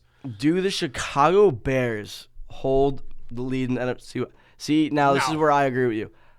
I have some people that I've heard that they do think that this is the year that the Bears. I ain't drinking that Kool-Aid. No way. No, I'm not sipping the punch. that Kool-Aid. No, I'm not sipping the punch on that one. I'm sorry. Listen, what they've done is very good. Ben Johnson has created a new culture in Chicago. They have looked better. But if you look at their schedule the rest of the way out, I mean, you could look at their schedule from the earlier half of the year. It wasn't really that. It was not difficult. strong. Now they have to play the Steelers, the Packers, the Browns, the Packers again, the 49ers, and the Lions to close out. You know that they're going to lose to the Lions. They could probably lose both games to the Packers. The Browns, they'll probably end up beating. The Steelers will give them a run for their money. Steelers are going to win this week. And I think that the 49ers could potentially beat them. Yeah. I do not see the Bears holding on. No, I'm sorry. neither do I. Now, wild card maybe. This is going to be there may be a little bias in your answer here. Oh, I know. Yeah. Do you think the Rams should still be considered the number 1 team, even though they did beat the Seahawks, but it wasn't by a large margin? Yes, I would. And here's the reason why. This is going to be as non-biased as I could possibly make it, okay? I will give my flowers right now to Seattle. Seattle played a very, very good game that game. Well, maybe not so much offensively, but their defense is legit. Their defense is very good. I will give them a lot of credit. JSN made one of the sickest catches that I've seen against the Rams that game, one-handed on the sideline. That was impressive. They're a very, very good team. But the reason why I put the Rams still at 1, after that, I'll wait because I want to make sure that this is crystal clear so people understand me here. Matt Stafford definitely took a little bit of a bump in the MVP rankings. I think he deserved to a little bit. He did not have his best game. The Seahawks gave him a little bit of problems. I will not deny that. But the fact that the Rams were able to win this game with the offense playing as badly as it did, if their offense can just convert multiple times in that game, especially when they're in the red zone or on the goal line where they got stopped, they probably blow this game out of the water early. And now again, it has nothing to do with Seattle being a bad team. Seattle is very, very good. They deserve to move up in the power rankings higher than some of these other teams that I've seen them. Seattle's very good. I will give them a lot of credit. But the Rams are the only team in the NFL right now to have a top 5 scoring offense and a top 5 scoring defense in the league. No other team does. The Eagles do not. The Broncos do not. All these other top teams, the Seahawks, do not. All of them. The only team that has both a top 5 ranked offense and defense is the Rams. They are the least penalized team in the league over the last 2 years. They find ways to win games. That's what good teams do. But the fact that their defense stepped up and played the way that it did, they didn't have a single sack the whole game. So they didn't even really play as great as I've seen them. And the offense had a couple big drops, Puka Nacua with a fumble, Stafford with a couple miscue throws that ended up either, overthrowing or underthrowing receivers. If Stafford plays a better game that game, the Rams probably walk away with more than a 2-point win. And that just goes to show how good that team is. Their offense didn't even play at their best. And in that moment, the Rams defense clutched up. If the Rams offense can step up and play the way that we've seen them play in other weeks, that is one of the best teams in the NFL. That is as non-biased as I'll keep it. Obviously, wearing a Rams jersey saying that everyone's going to go, you're biased. Of course. That's why I claim there might be a little bias. There is a little bit. But again, the reason why I could prove that it's non-biased is I hate the Seahawks. But I just sat here and I said, full honest to God, the Seahawks team is a very good football team. They are. They're going to be a legit threat because they will make the playoffs, no doubt about it. And that team is going to be a very tough test. It's going to be a struggle to see them again in Seattle. I'm a little bit nervous for that next game. No doubt about it. Now, we can move on to the next point, which we have is, which wide receiver is going to ask for a trade first? Is it going to be A.J. Brown or Justin Jefferson? And my answer is A.J. Brown. I don't know. Here's the reason why I'll say I think Justin Jefferson. A.J. Brown, even though I know he's frustrated, very frustrated, they're winning games. Yes, but that doesn't mean anything to A.J. Brown. Well, clearly it doesn't, which is a problem. I mean, you're winning games. He's already asked for a trade. I know he technically had, but do you really think that they're ever going to? Now, you know what? I should have actually phrased this question. Which wide receiver gets traded first? A.J. Brown. Well, no, gets traded first, and that might be Justin Jefferson. It's going to be Jefferson. That's how I should have worded it. Instead of asks for a trade, because A.J. Brown already asked for a trade. So where would Jefferson go to? New England. Follow the Randy Moss pattern. That would be scary. Follow the Randy Moss pattern. That would be very scary. I was talking with my buddy Liam, who's a big Patriots fan. I guarantee you he's going to love me saying this. I said it to him the other night. Randy Moss, it seems very imminent. It seems identical. Had his moments in Minnesota, never really wanted to get where he wanted to get to. Said, you know what? I want to get over the hump. I want to start putting up even better numbers than what I'm doing, even though he was already crazy. And he decided, Cincinnati, they ain't got the money to pay him. He decided, you know what? Let's go to New England. And he went to New England, and he was fantastic there. I think that would be a great spot for him to go. He'd be the bona fide number one receiver. They'd be able to pay him a good amount of money. He's got a young quarterback that's got a lot of promise. They're a team that's up on the rise right now. Obviously, it's too late to trade him now, but The team's only going to get better in the future under Mike Vrabel with Drake May getting older and more experienced. Travion Henderson, they're good. Here's the thing I'm going to say. If New England trades for a receiver, it's going to be A.J. Brown. Now, I could see it. I'm going to say this for one reason and one reason only.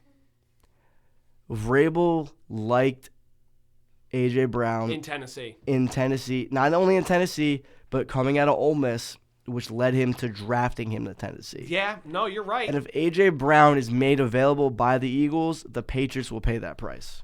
I wouldn't be surprised. Now, the thing is, if he does end up going to New England, then if Justin Jefferson ends up going somewhere, another team that I could potentially see him going to is in the same division. Buffalo. Buffalo finally gets their number one wide receiver that fans have been begging for years, because they are at the point now where they are wasting Josh Allen's prime. Ooh, Allen to Jefferson would be nasty. That would be perfect for them. They'd finally get that wide receiver one that Allen has never had in his career. Diggs. Well, listen, no disrespect, Stephon Diggs is not Justin Jefferson. I'm sorry. Even in younger years, no. Justin Jefferson is one of the freakiest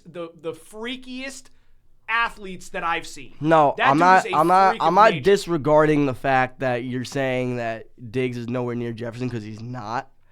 I'm just disregarding the fact that you're saying that Diggs wasn't a bona fide wide receiver one. Oh, no.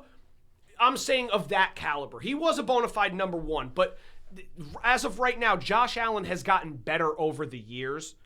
I think right now, if Jefferson was on that team, man, oh man, that would be insane. Insane. I could also potentially see the Steelers being an option, because they can't figure out their receiver room. Now, that's probably least likely. Very least likely.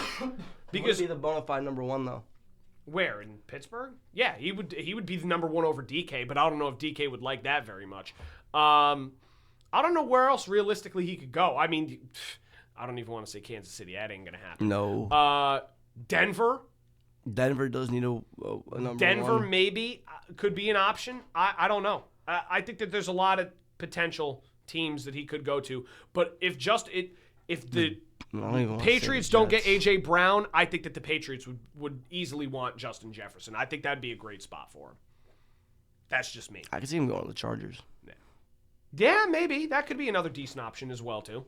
I wouldn't say the Raiders either, because nobody wants to go to that dumpster fire. But speaking of dumpster fires... How bad are the Atlanta Falcons? How cooked are the Atlanta Falcons? I'm going to say very. Now, the reason why I'll say this is the Falcons knew going into last year's draft about Michael Penix's injury status, of what's happened throughout his career. He tore his ACL in his right knee twice. So they already knew that he had problems with injuries, especially with his knees. He ends up partially tearing his left ACL this past weekend against the Panthers, and he's out the rest of the season. So now you got Kirk Cousins taking over, I'm assuming. Kirk O'Chains will be back starting for Atlanta. But then you're also down Drake London, as he has a partial PCL sprain, supposedly. And they don't know how long he's going to be out. They said at minimum this week. Oh, good. I almost traded for him. Yeah. So Drake London's also going to be out this week. They're going to play the New Orleans Saints. Saints, I know, are not really a great football team, but division rival game, they're going to want to try to capitalize on that. Then if you look at the rest of their schedule, it is not easy. Best thing the Falcons could do is that they could let's take pray and hope for a better draft pick. No. Pray and hope for a better draft pick. Oh, the Rams have their pick. The Rams have their draft pick. That's why I was saying they're even more cooked, which I was going to get to.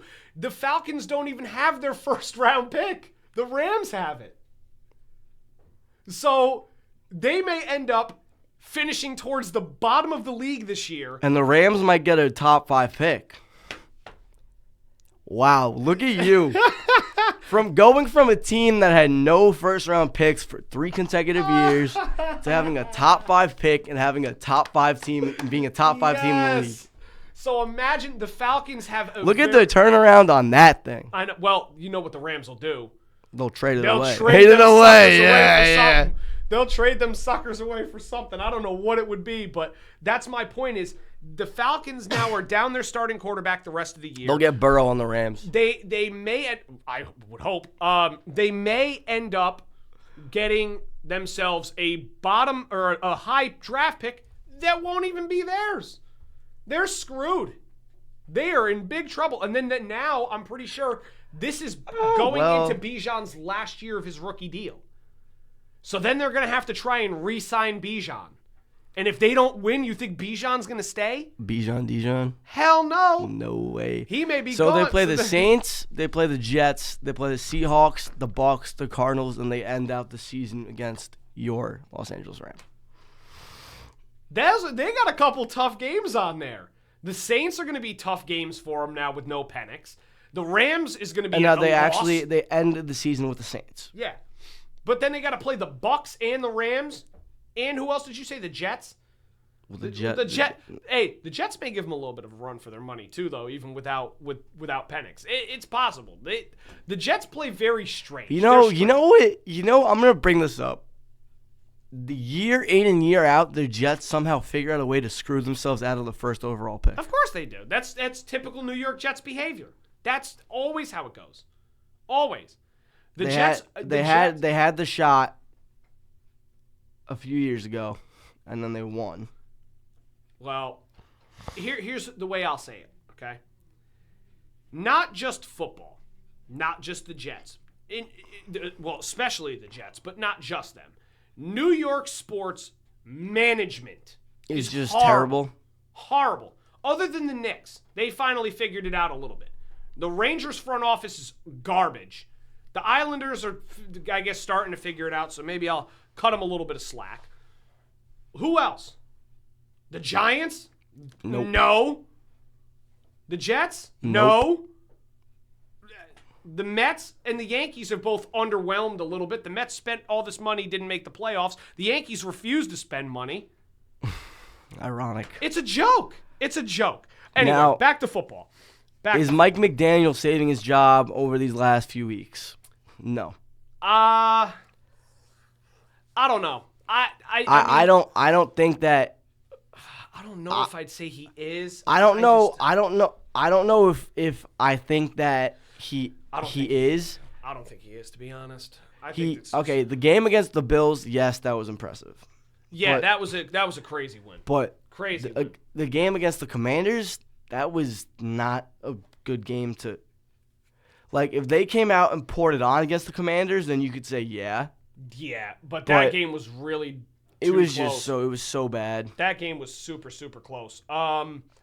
Yeah, no, I don't know if I would say he's saving his job. To be honest with you, I think that If anything, he's just delaying it. delaying the inevitable. Yeah. I think he's delaying it to the end of the year, and then what'll happen is, obviously, Chris Greer is gone. I would not be surprised if it's a full overhaul during the offseason. They get rid of everybody. They move off of Tua, and they just start completely fresh. That's what I think, at least. Yeah. Now, is this the season that Mike Tomlin goes on record having his first losing season of his coaching career? I don't think so. I somehow think that they're going to wind up being 10-7 or 9-8. To be honest, though, well, don't forget Rodgers is also out this week. He fractured his wrist partially, so he's probably not playing against the Bears. I think that the Bears could potentially beat him this week. Maybe. I wouldn't be surprised if the Steelers still win that game. It's Will Howard, right? No, it's Mason Rudolph. Ooh. So that means DK will get fantasy points. Yeah, but so my thing is, even if the Steelers were to win this week, they're 7-4. Look at the rest of their schedule. They have the Bills, the Ravens, the Dolphins, the Lions, the Browns, and the Ravens again. I potentially see them losing to the Bills. I see them losing to the Ravens. I see them losing to the Lions, and I see them losing to the Ravens again. I could see them beating the Dolphins and the Browns. That means that they would finish the season 9-8. That's still a winning record. That's still a winning record. But that's if they beat the Bears this week. If the Bears win this week, there is a good chance that they go 8-9. And they finally don't have that because I think that the Ravens beat them twice. Wait a second. This is ironic. This is very ironic. The one game of the year that I know Rodgers had circled on his calendar was the Chicago Bears. And he's not even going to be able to play against them. I own you. Yep.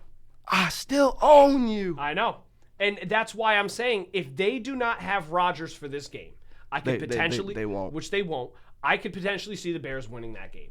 If the Bears win that game, they may not. Big if factor here. It all depends on how the defense plays for the Steelers. Big time. If the Steelers comes out and their defense plays how they played last week, then okay, there's a good chance they do win. Or if they played like they did against Indianapolis, then there's a good chance that they can win that game. Well, yeah. They forced 6 turnovers in that game. Yeah. But if they come out and play like they did the first couple of weeks, they may not win that game. I'll tell you who I think is going to win that game after. Well, yeah, we have one little topic left before we. Now, should the Buccaneers be concerned about losing the division to the Panthers? And my answer is no. I don't think so either. But if anything, what it proves is that the Panthers are on a steady incline, which is finally good to see coming from the Panthers. Yeah. And what it would do is ultimately it would give the Bucs a tougher opponent in the playoffs. It would. But as we saw from last week, even though they didn't win, they went toe-to-toe with the Bills. Yeah, they did. And then the Bills proceeded to lose to the Texans, so I don't know how great that shows. And on top of the fact that, I don't know if you saw the reports coming out, supposedly Bucky Irving was supposed to be back at practice this week. But he's not. And insider information came out and said that he may miss even more time, which is not good. Obviously, they could still benefit even with or without him because Tucker and Rachaad White will be able to carry the. Which what I don't understand is that Rachaad White's rookie season, he was very, very good. Oh, he was awesome. And then last year, or the season before that, he wasn't as great. No. And then he comes out this year and is like, well, I'm just going to go back to doing what I was doing before. Yeah, but Tucker was the one that really killed against the Bills last week. He was awesome. He went crazy in fantasy football, too. So, I mean, I don't think that the Bucs necessarily should be worried about it. I think that they're a good enough team, and I believe they do play the Panthers twice in the next coming half of the season that we're going to see. So if they win both those games, I mean, they'll probably pull away with the division. But if they lose to the Rams this week and the Panthers win, they're tied for first. Yeah, but I get they're tied for first. The division, all it means is that they're playing an easier opponent in the playoffs. That's true, but all I'm saying is but what I'm saying is that if you look at it this way, right? If the Panthers do win going into the playoffs, I'm still not worried about the Bucs. If you look at the Bucs roster going into the playoffs, you're still going to be pretty confident that if they're going up against the 1, 2, or 3 seed, that they're going to be able to not that they're going to be able to win, which I'm not saying there aren't, but you're not going there, sitting there like, oh, this game's going to be a definite landslide. No, you're right. You're right. But that's the thing is I'm not even worried about that. I'm worried about the sake of the Buccaneers could potentially end up missing the playoffs if the Panthers come back and win that division. Because the NFC is very good. There's a lot of good teams that are going to be 13-4, 14-3, 11-6, 12-5 that are going to make the playoffs as wildcard teams. So, True. So they got to be very, very careful. And that's what I'm saying is I don't think that the Bucs should be worried, but if they lose to the Rams this week and the Panthers end up beating the 49ers on Monday night, you got yourself a division. You got yourself a very good division battle, and you're going to have 2 big games against them to see who ends up taking that division. But that being said, we can kind of go into our Week 12 predictions. Obviously, we mentioned before that the Bills Bills lost to the Texans last night, 23-19. So obviously we can't pick that game.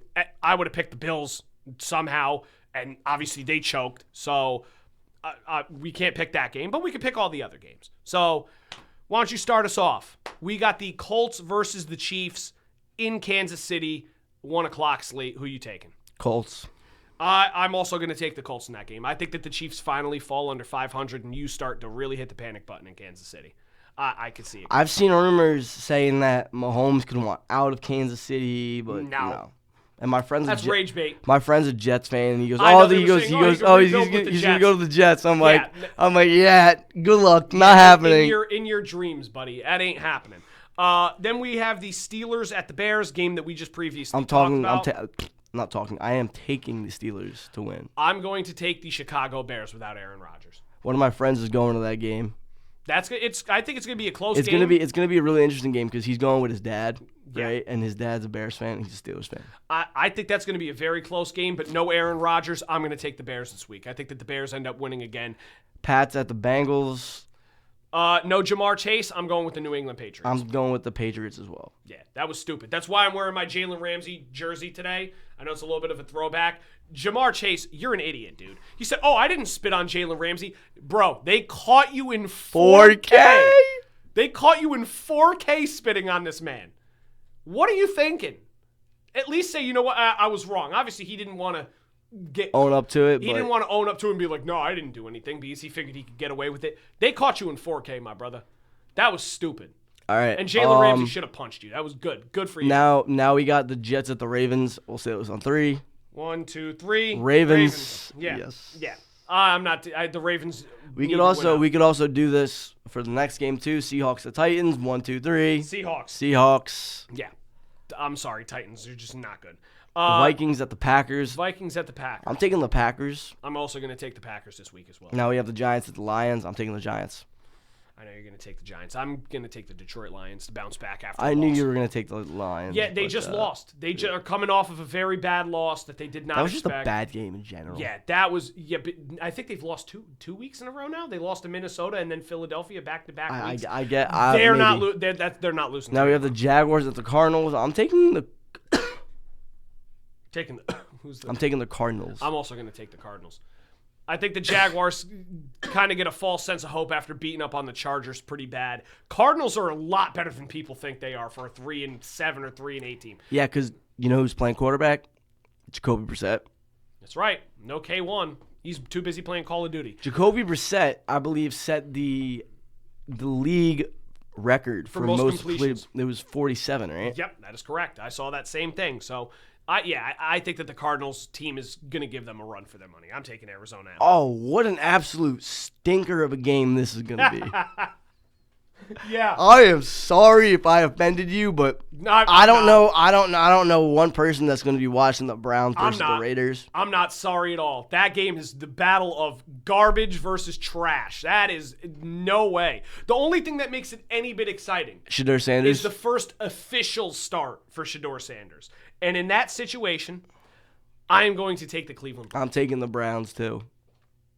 I think that the Browns defense is going to give the Raiders offense absolute hell.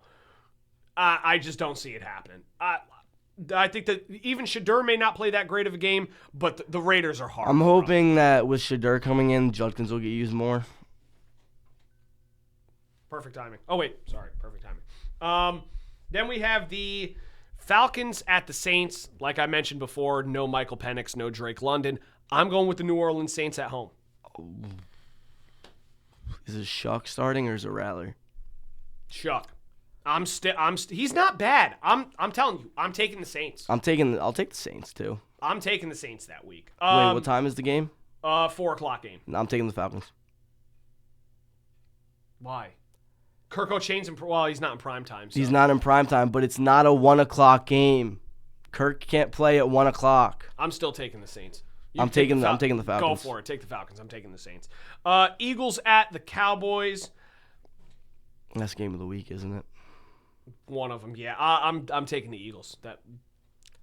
I hope I wouldn't be surprised. Give me Dallas. Wow. Give me Dallas. Wow. I mean, give me Dallas. I hope Dallas wins because that would help the Rams a little bit for the seeding, especially if the Rams were to win this week. I think that the Eagles are going to win. They find ways to win. I think the Cowgirls are going to squeak out of here with a win. Oh, well, you would hope so, but I don't know. I'm still taking the Eagles. Then we have the Sunday night game of the week. The Tampa Bay Buccaneers traveling to Los Angeles to take on the Rams. I'm taking the Rams. You know, heard of this before. You got a Baker Mayfield traveling to Los Angeles to play a game. You know, Take them. I'm taking the Buccaneers. You know, last time Baker played at SoFi Stadium, he had that electric drive, and that single-handedly revived his entire career. You are right, and I'm very thankful for that as a Rams fan. But no Mike Evans, Chris Godwin may be coming back. No Bucky Irving. I'm taking the Rams. I'm sorry. Even if I wasn't a Rams fan, I'd still take the Rams. You have Emeka Ibuka, who's also another thing that you did not know. There were 6 players that were currently sick for the Buccaneers. They had Baker Mayfield and Egbuka were both of them. Now, they didn't say that they're not playing, but they were going through an illness earlier in the week. So they may come out a little bit sluggish. I'm still taking the Rams. No doubt about it. Now we have 49ers at the Panthers. I'm taking the 49ers. I'm also going to take the 49ers, but please, Carolina. Keep pounding. What? Keep pounding. The 49ers? No, what did I say? 49ers. Did I say the 49ers? You did say 49ers. Okay, go Panthers. I hope that they beat the 49ers, please. As a Rams fan, I need to see it. What's a 49er? Okay, we're off that. It's fine. I'm still going to go with the 49ers, though. I think that they're the better team. I think that the Panthers end up losing this week as well, too. We see it all the time, too.